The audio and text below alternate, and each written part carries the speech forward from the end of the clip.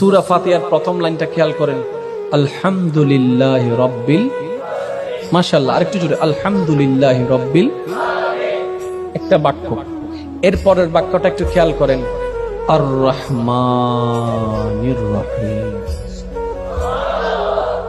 আপনি কি কখনো ভেবেছেন এই কোরআনুল কারীমে সূরা ফাতিহার মধ্যে আল্লাহ স্টার্টিং এভাবে করলেন কেন? আর রহমান কার নাম? আর রহিম, যুবক ভাইরা বলুন কার নাম? আল মালিক কার নাম?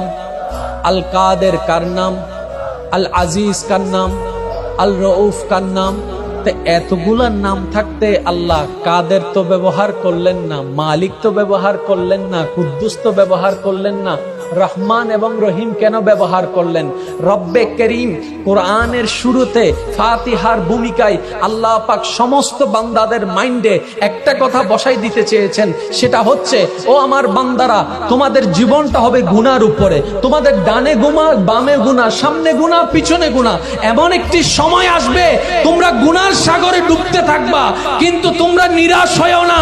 আনার রহমান ফিদ দুনিয়া ওয়া আনার রহিম ফিল আখিরা। তোমাদের দুনিয়াতে দয়া করার জন্য আমি রহমান আছি, আর হাসরের ময়দানে মাফ করার জন্য আমি রহিম আছি।